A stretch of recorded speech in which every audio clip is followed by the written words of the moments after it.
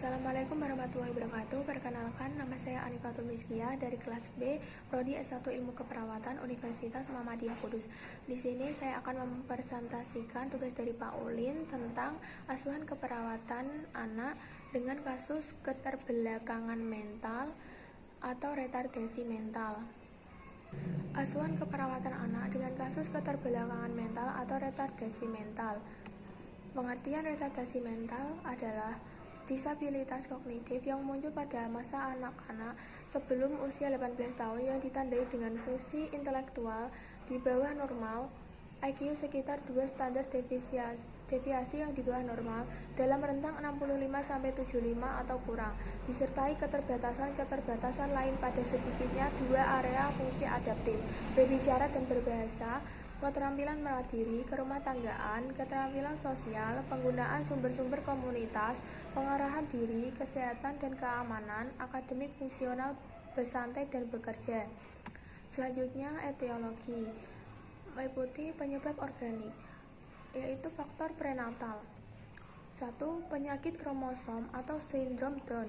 2. Kelainan genetik.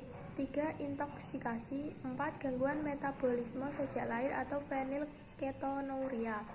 Selanjutnya, faktor perinatal meliputi absorpsio plasenta, diabetes maternal, kelahiran prematur, kondisi neonatal termasuk meningitis dan perdarahan intranial. Selanjutnya, faktor paskanatal, cedera kepala, infeksi, gangguan degeneratif. Penyebab non-organik meliputi kemiskinan dari keluarga tidak harmonis, sosial kultural, interaksi anak kurang, penelantaran anak. Penyebab lainnya, keturunan mempengaruhi lingkungan dan kelainan mental. Retardasi mental dapat juga disebabkan oleh gangguan psikiatris berat dengan deviasi psikososial atau lingkungan. Selanjutnya, tanda dan gejala. 1. Newborn syndrome dysmorphic, mikrosefali, disfungsi sistem organ. 2. Early infants 2-4 bulan, meliputi gagal berinteraksi dengan lingkungan, gangguan penglihatan atau pendengaran. 3. Later infancy 6-12 bulan, yaitu keterlambatan motorik kasar. 4. Toddlers 2-3 tahun, yaitu keterlambatan atau kesulitan berbicara. 4. Preschool 3-4 tahun, yaitu keterlambatan atau kesulitan berbicara, masalah perilaku termasuk kemampuan bermain, keterlambatan perkembangan motorik halus, menggunting, mewarnai, dan menggambar. 6. School age kurang dari 5 tahun, kemampuan akademik kurang, masalah perilaku, perhatian, kecemasan, nakal, dan lainnya. Selanjutnya, komplikasi meliputi 1. Paralisis cerebral, 2. Gangguan kejang, 3. Masalah-masalah perilaku atau psikatrik, 4. Defisit komunikasi, 5. Konstipasi, 6. Kelainan kongenital, 7. Disfungsi tiroid, 8. Gangguan sensoris, 9. Masalah-masalah ortopedik seperti deformitas kaki, skoliosis, 10. Kesulitan makan. Selanjutnya, pemeriksaan penunjang meliputi kromosoma kariotip, yaitu 1. Terdapat beberapa kelainan fisik yang tidak khas.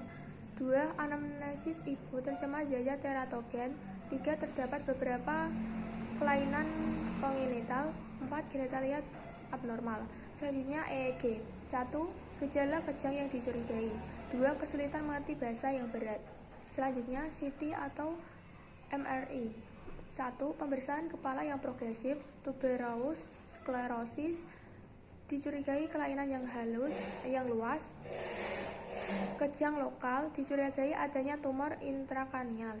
Selanjutnya, serum asam urat. 1. Chorioamnitis, 2. Gout, 3. Sering mengamuk. Selanjutnya, titer virus untuk infeksi kongenital. 1. Kelainan pendengaran tipe sensori neural. 2. Neonatal hepatosplenomegaly. 3. PTC pada periode neonatal. 4. Choriokeratitis. 5. Mikroftalmia. 6. Klasifikasi intrakranial. 7. Mikrosefali. Selanjutnya, laktat dan piruvat darah. 1. Asidosis metabolik. 2. Kejang mioklonik. 3. Kelemahan yang progresif.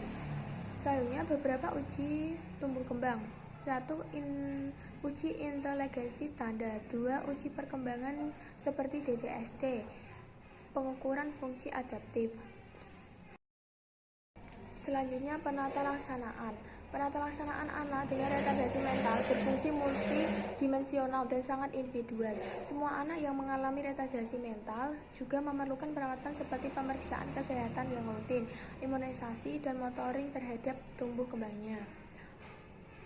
Yaitu 1. Pengobatan. Tujuan pengobatan adalah mengembangkan potensi anak semaksimal mungkin, sedini mungkin, diberikan pendidikan dan pelatihan khusus yang meliputi pendidikan dan pelatihan kemampuan sosial untuk membantu anak berfungsi senormal mungkin. Berikut ini adalah obat-obatan yang dapat digunakan. 1. Obat psikotropika, misalnya Thioradazin, haloperidol untuk remaja dengan perilaku membahayakan diri sendiri. 2. Psikostimulan untuk remaja yang menunjukkan tanda-tanda defisit perhatian atau hiperaktivitas, misalnya meltifenidate. 3. Antidepresan, misalnya fluoxetine. 4. Obat untuk perilaku agresif, misalnya carbamazepine. Selanjutnya, terapi bermain. Anak yang mengalami kerusakan kognitif mempunyai kebutuhan yang sama terhadap reaksi dan olahraga seperti anak lainnya. Namun, karena perkembangan anak yang lebih lambat, orang tua menyadari kebutuhan untuk memenuhi aktivitas tersebut. Dengan demikian, perawat mengarahkan orang tua untuk memilih permainan dan aktivitas yang sesuai. Selanjutnya, diagnosa keperawatan. 1. Gangguan pertumbuhan dan perkembangan berhubungan dengan kelainan fungsi kognitif. 2. Gangguan interaksi sosial berhubungan dengan kesulitan berbicara atau kesulitan adaptasi sosial. 3. Defisit perawatan diri berhubungan dengan perubahan mobilitas fisik atau kurangnya kematangan perkembangan. Selanjutnya, intervensi. Intervensi dari gangguan pertumbuhan dan perkembangan berhubungan dengan kelainan fungsi kognitif meliputi 1. Kaji tingkat perkembangan anak. 2. Dorong atau libatkan anak dalam melakukan aktivitas. 3. Berikan aktivitas sesuai dengan kemampuan anak. 4. Ajarkan hal-hal yang perlu diketahui anak atau aktivitas dasar. 5. Pantau tingkat perkembangan anak. Selanjutnya, intervensi gangguan interaksi sosial berhubungan dengan kesulitan berbicara atau kesulitan adaptasi sosial meliputi 1. Kaji faktor penyebab gangguan perkembangan dan isolasi sosial. 2. Tingkatkan komunikasi verbal. 3. Dorong anak melakukan sosialisasi dengan kelompok. 4.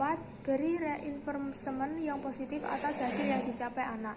5. Ajarkan anak untuk bermain bersama dengan kelompoknya. Selanjutnya, intervensi dari defisit perawatan diri berhubungan dengan perubahan mobilitas fisik atau kurangnya kematangan perkembangan, yaitu 1. Kaji tingkat kemampuan anak. 2. Pantau anak dalam memenuhi kebutuhannya. 3. Libatkan anak dalam memenuhi kebutuhannya. 4. Jelaskan secara berulang-ulang tentang perawatan diri. 5. Beri dorongan anak untuk merawat dirinya.